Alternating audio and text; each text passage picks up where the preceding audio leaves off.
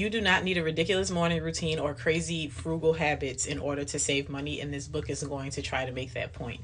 If you listen to all the internet influencers telling you the things you need to do every morning, here's what your day would look like. 4 a.m., wake up. 4:01 a.m., meditate. 5 a.m., drink 37 gallons of water. 5:33 a.m., gratitude journal. 10:45 a.m., eat keto only.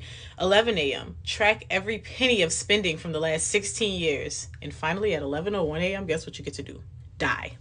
Okay, so I don't know, guys. I prefer advice that actually works. And when I took a hard look at the advice I gave in this book a decade ago, I realized one thing: I was right. If you brought this book 10 years ago and followed the exact advice in it, here's what you would have accomplished by now. And there's actually a section that I'm going to read to y'all of all of the testimonies of people saying what they've done and how far they've come on their financial journeys. It says if you had invested just $100 a month, that 12,000 would have turned to over 20,000. And then if you had invested aggressively $1,000 per month, that 120,000 would have contributed would have grown to more than 200,000. You would be spending less than 90 minutes per month on your money. You would have been able to take multiple vacations and fly business class completely free using credit card points. Money could have gone from a source of anxiety and confusion to one of calm and possibility. And I want to reiterate that he said that this is something that he said if you had taken that advice 10 years ago. So this isn't something that's necessarily a quick fix, but most of the people that are reading it are already talking about how quickly they were able to change their lives. Some of them, if you don't already have debt, is going to be a lot quicker, right? Like there was a guy in here that said that when he first read it, within 6 weeks, he was already off to a running start. So I want to also point out that he's not making any claims that are anything that's like not doable. You just have to take the information that he's giving, just like with anything else, and you have to crunch it down to your level. So this is all the way in the beginning of the book, Real Reader Results. This guy says Ramit's teaching that frugality isn't about spending nothing, but rather about spending extravagantly on things we love changed our outlook on life. My wife and I retired from full-time work at the ages of 33 and 35 respectively, and adventure around the country as in an Airstream RV. We wake up every morning excited and energetic because we control every minute of our day. This lady says, I read your book in 2010 when I was a 25-year-old executive assistant at a tiny book publisher making $28,000. I'm now leading a full team of writers in San Francisco and making $155,000. This lady, I thought this was interesting. She said, when I was 30, I had a 401k and a student loan of $16,000. I'm 35. I have no student loan debt. So this took her 5 years.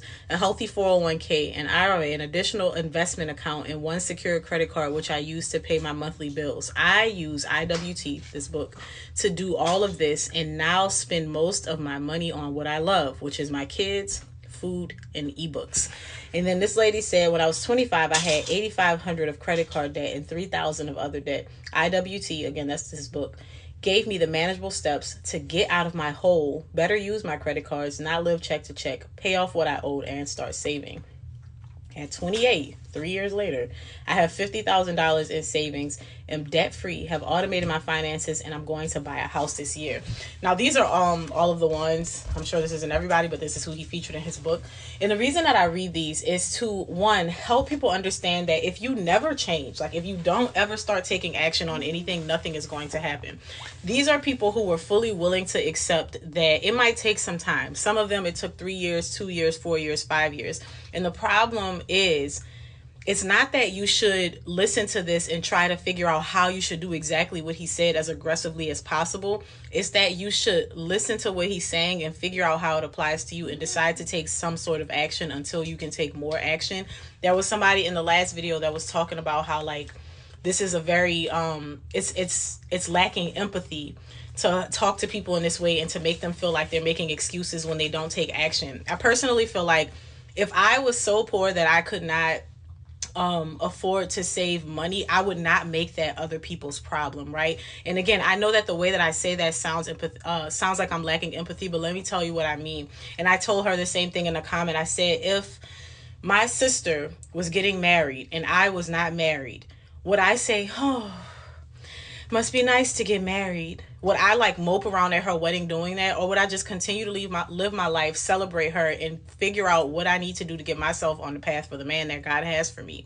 So why do we do that when somebody's talking about saving, or when somebody's talking about saving to buy a house or buying a car, or doing whatever? Whenever we talk about somebody being on a weight loss journey, there's always someone like, oh, it must be nice, when really it is nice. And what we need to do is not figure out how to do exactly what the person is doing, but how to take a chunk of what I can do in my life. Okay, I can't save $1,000 a month. That's not practical. Can I save 100? Can I save 50? Can I save 20? And it seems like it's like, who wants to save $20? But if you take no action, you will be in the same place. $20, if you do that consistently, maybe you'll be like, you know what, I'm seeing something here, let me go ahead and up it. And maybe getting off to a rolling start is going to help you to move the ball forward. Maybe you do $20 forever, but at least you saved something. And I think the sooner we can start thinking that, okay, a book like this is challenging you to take action now consistently so that there will be a payoff later. I think so often we're too like short-minded, right? So we don't want to really try to figure out how I can save $5 here, or, you know, I might be able to put $10 aside here this week, and then maybe at the end of the month I might have 100, but I can't do 100 at all at one time. But if we think about how that's going to impact us in the future, I think we would be more willing to take the steps. The problem is that when we don't have money, we are like trapped in the now, right? Because it's like, well, I don't have money for this. All of my money gets spent as soon as it comes in because I have to pay for this. I have this bill, got to get groceries, got to get gas, got to pay the car bill, got to do whatever. And what he's challenging you to do in the book is to figure out, okay, what do you actually want to spend your money on, and move accordingly. And he has a set of steps. So I would say if you're in the mindset of like, oh, that must be nice, that's impossible for me, you have to do some soul searching before you read a book like this, because it is really going to offend you. But if you feel like, you know what, I'm ready to take some action, I'm ready to like laser focus in and really start taking more control of my life, I think that you would enjoy the way that he writes. He's pretty humorous. The guy's funny. I haven't even finished the whole book yet, but like, he's funny. He's very witty. The jokes that he shares, like when I went back to the beginning of the book to share that portion about the morning routine, he has a way with words. It's not sarcasm, it's just he's very witty. And so I do enjoy that. But if you are willing to take the step, I think that this book will be good for you. Like I said, this was something that a friend of mine recommended to me. I'm so glad that she did, because it is something that I feel like I can practically apply. Some of the stuff might be a little bit uncomfortable, but wherever there's discomfort and I need to make adjustments, we're just going to go ahead and do that. Anyway, the book is I Will Teach You to Be Rich. I am going to link it here. It is in your library, and it's also in your local bookstore, but it's also on TikTok Shop, so you can grab it right there.